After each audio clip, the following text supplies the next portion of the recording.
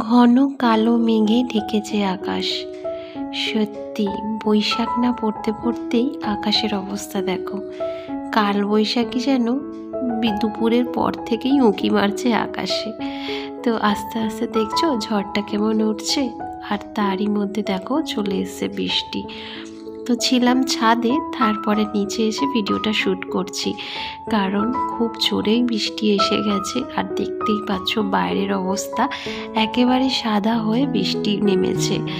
তো যাই হোক, আজকের বিকেলটা খুবই সুন্দর, একদম বলতে গেলে প্রাকৃতিক সৌন্দর্য, আর তার সঙ্গে একটা ঠান্ডা ঠান্ডা রোম্যান্টিক আবহাওয়া। সত্যি মানে সারা দিনের যে গরম সেটা এখন আর বোঝাই যাচ্ছে না, জানো তো। তো চলো, এই যে ভিডিওটা শ্যুট করলাম এটা হচ্ছে কালকের মানে গতকাল বিকালের ভিডিও। তো এখন ভিডিওটা যে শ্যুট করছি এটা হচ্ছে আজকের সকালের ভিডিও। তো সন্ধ্যের পর থেকে আর ভিডিও শ্যুট করতে পারিনি, কারণ আমাদের এখানে কারেন্ট অফ হয়ে গেছিলো। আর আমাদের এখানে না ঝড় বৃষ্টি হোক বা না হোক, একটু আকাশ অন্ধকার খুললেই কারেন্ট চলে যায়। তো পরের দিন সকালবেলা এসে ভিডিওটা আবার শ্যুট করছি। এখন বাজে সকাল 7টা, কিন্তু ঘরের অবস্থা ভীষণ খারাপ, কারণ কালকের সন্ধ্যে থেকেই এত পরিমাণে ঝড় বৃষ্টি হয়েছে যে আমার জানলা দরজা থেকে শুরু করে বিছনা পর্যন্ত ভিজে গেছে জলের চাপটায়।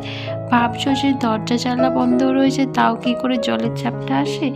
কারণ আমার ওইদিকে যে জানলাটা দেখছো ওটা না একটুখানি ফাঁকা মতো আছে, জানো তো। তো সেখান দিয়েই এত পরিমাণে ধুলো বালি আর তার সঙ্গে জলে ছিটে এসছে যে আমার বিছনাটাও পর্যন্ত ভিজে গেছে। তো যাই হোক, সকাল সকাল কাজ অনেকটাই বেড়ে গেছে। আর এখন দেখো ঘর দালানগুলোও ঝাড় দিয়ে নিচ্ছি, কারণ ভীষণ পরিমাণে ধুলোবালি, জানো তো, আর সব পায়ে পায়ে যাচ্ছে বিছানায়। Hello friends, good morning and welcome back to my channel. কেমন আছো সবাই? আশা করি সবাই ভালো আছো ও সুস্থ আছো। আমিও মোটামুটি বেশ ভালো আছি।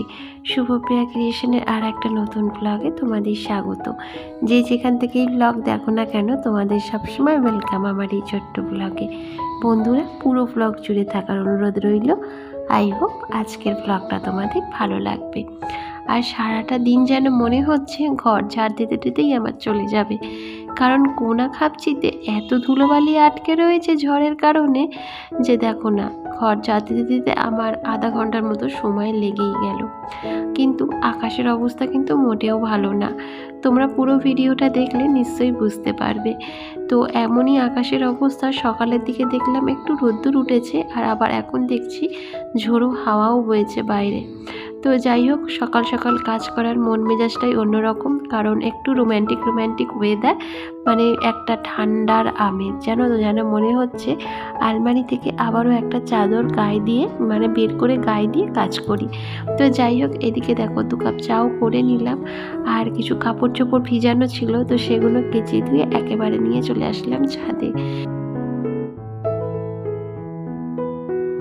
অনেক বন্ধুরা ভিডিওতে খুব সুন্দর সুন্দর কমেন্ট করছো আর আমাকে অনুরোধ করছো পাশে থাকার জন্য।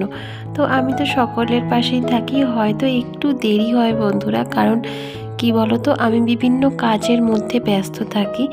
আর তার সঙ্গে তোমাদের আজকের বলেই দিই চলো, যে আমি একটা প্রফেশনাল কোর্সের সঙ্গে যুক্ত রয়েছি এখন, যেটা ক্লাসটা আমাকে সপ্তাহে 2 দিন করে করতে হয়। তো সেই সব কারণে আমি ব্যস্ত হয়ে পড়েছি ভীষণ। তাই জন্য না সবার কমেন্টের রিপ্লাই হয়তো দিতে একটু লেট হচ্ছে, সবার ভিডিও দেখতে হয়তো একটু লেট হচ্ছে, কিন্তু প্লিজ তোমরা ধৈর্য হারিও না। আমি অবশ্যই সময় পেলে তোমাদের চ্যানেল থেকে ঘুরে আসবো, ভিডিও দেখে আসবো, লাইক কমেন্টও করে আসবো, ঠিক আছে? তো দেখো, এদিকে কাপড় চোপড় মেলা তো হয়ে গেছে, আর এখানে দেখো গাছে কত সুন্দর নীলকণ্ঠ ফুল হয়েছে। শুধু নীলকণ্ঠ না, অনেক ধরনের ফুল হয়েছে। এই যে দেখো, এখানে জবা ফুলগুলো খুব সুন্দরভাবে ফুটেছে। যেহেতু বৃষ্টির জল পেয়েছে তো, তাই গাছপালাগুলো আরও মানে তরতাজা হয়ে উঠেছে। তো যাই হোক, এখন নিচে এসে রান্নাটাও বসিয়ে দিচ্ছি।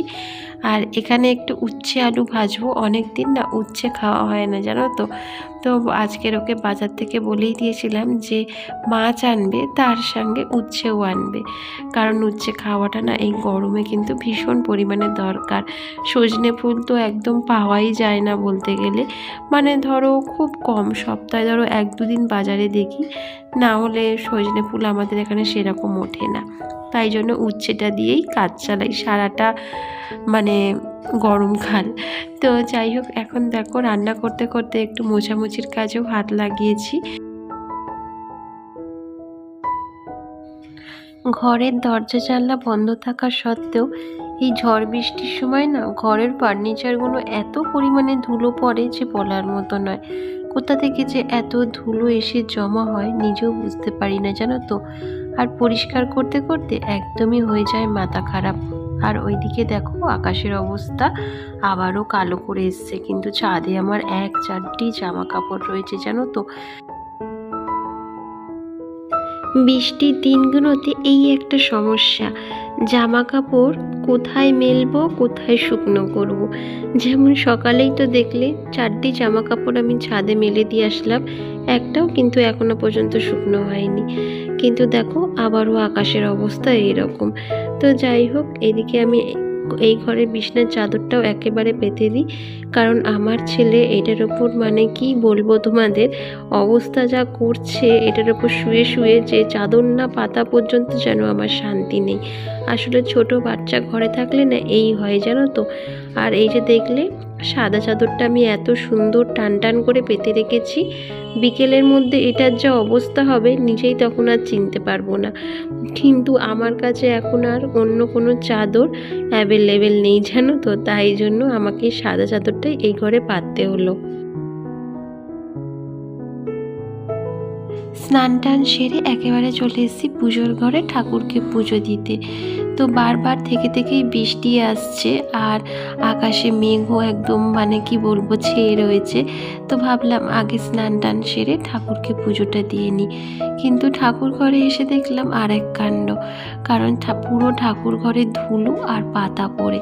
তার সঙ্গে আজকে সকাল সকাল গপুকে মানে তোলাও হয়নি ঘুম থেকে, তাই এসে আমার তো একদম মাথা খারাপ, কোন দিকে কি করব বুঝেই পাচ্ছি না।